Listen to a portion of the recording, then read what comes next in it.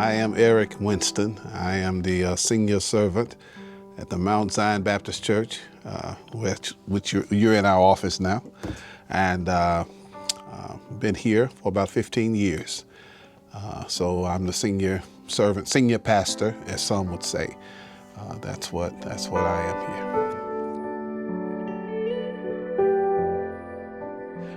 Eric Winston the father, and not Pastor Winston the father.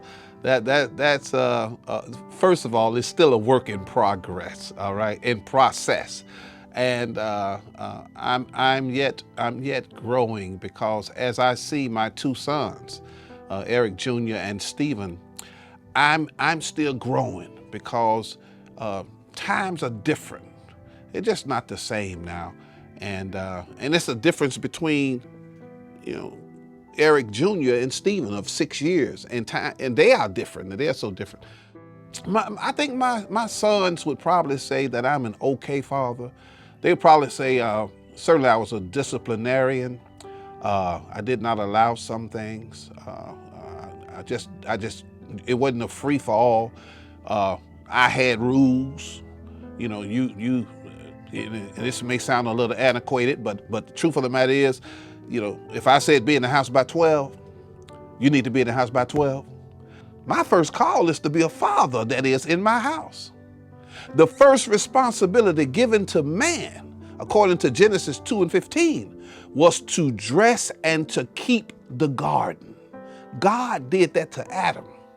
And that meant everything that comes into the garden was his responsibility. And so I got to take care of, what I need to take care of. As a parent, I cry with them when they cry.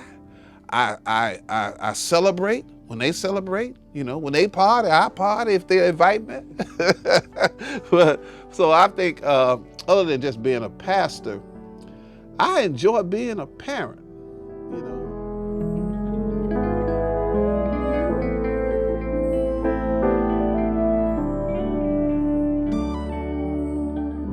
I really did not have a template to really go by. My father was a good father, don't get me wrong, but times change so rapidly that you have to make adjustments on the fly. And so I grew, and I'm still growing today. I grew into the father that I am. I'm a father with flaws. I'm a father with issues, but yet I'm a father, and I celebrate on that. But it was always a process for me, and it still is. We are all in the process of becoming.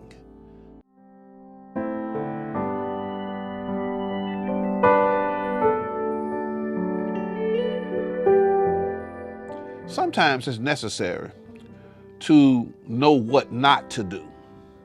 And if you've had a bad experience, you'll know I'm not going to do that as a father. And then you'll start operating in a positive way.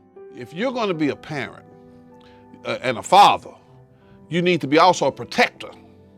And not only protecting your children, but protecting everybody in your garden. Again, I said in Genesis 2:15, God told Adam, gave him the first responsibility, even before a woman or children was there. He said to dress and to keep the garden. And that meant everything that comes into your sphere, into your area, it's your responsibility to take care. You got to protect it, and you can't be the one to wound it.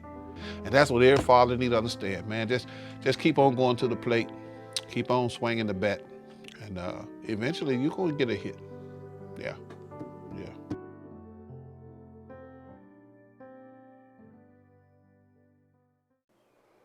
My name is Austin Brown, and I'm a first-time father to my baby girl, Nola.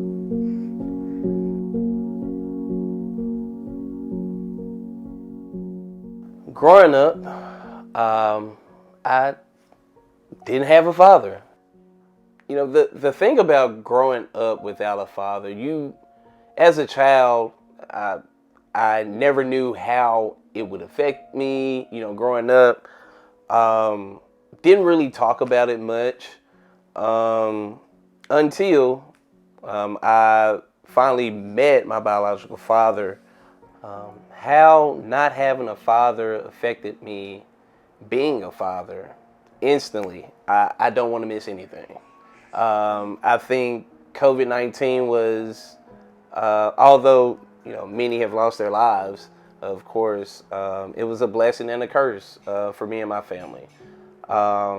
Being able to spend an entire year at home with a baby was, is just, it's probably the most special thing about being a new-time father, especially with my background. My first diaper change was actually at the hospital the night she was born. Kelly, her mother, my wife, she was still a bit under the weather, and she was being tended to by the nurse. Come to find out, I was holding her as fragile as she was, and I started to smell something. I was like, oh my gosh, is this what I think it is? Man, I laid her down. I said, doctor, is this real? Is this supposed to happen?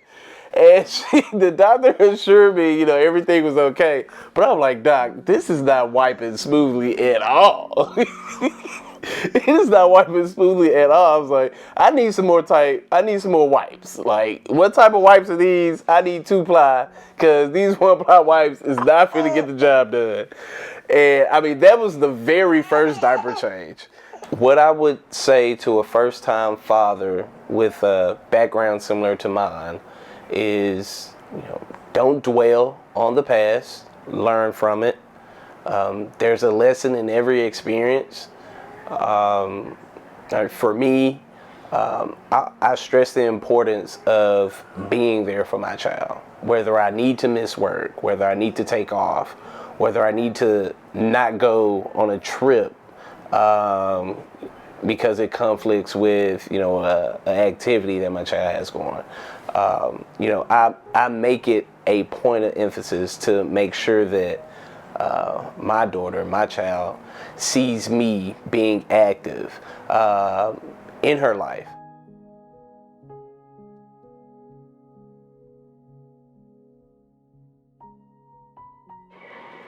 My name is Michael Butler Jr., and I lost my father.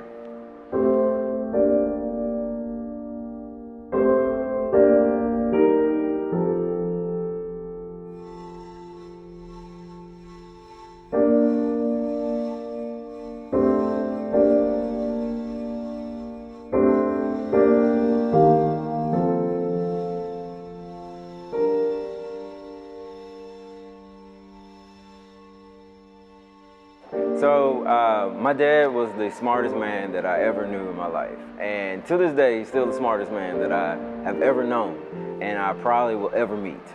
And my dad would always joke about the fact that he graduated number 248 out of 250 from Carver High School. And even though my dad barely graduated from high school, he taught me everything that I know about everything in life. Growing up, my dad was a truck driver, and he would usually leave for a week, and he would come home on the weekends. And so the weekends was like our time, because I'm the only son. And so on the weekends, we would cut grass, and we would wash the cars and fix something around the house, or get our haircuts. It was always something we were doing on the weekends. And I remember when I was about 9 or 10, my dad would let all the neighborhood kids come over. And I didn't like it. I didn't like it at all, because I felt like that was our time. And I remember my dad asked me one time why I was so upset about it. And I told him, I was like, well, they can go to their own house. Why are they always at our house? And my dad grew up without a father, and Man, it's tough. But he would always tell me, he always wished he had that. And I never really got it as a kid. He would always say, they want to be a part of something. And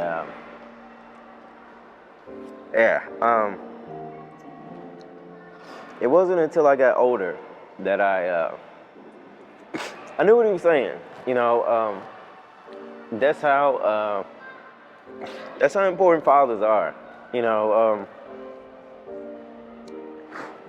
I didn't mean to cry. Yeah.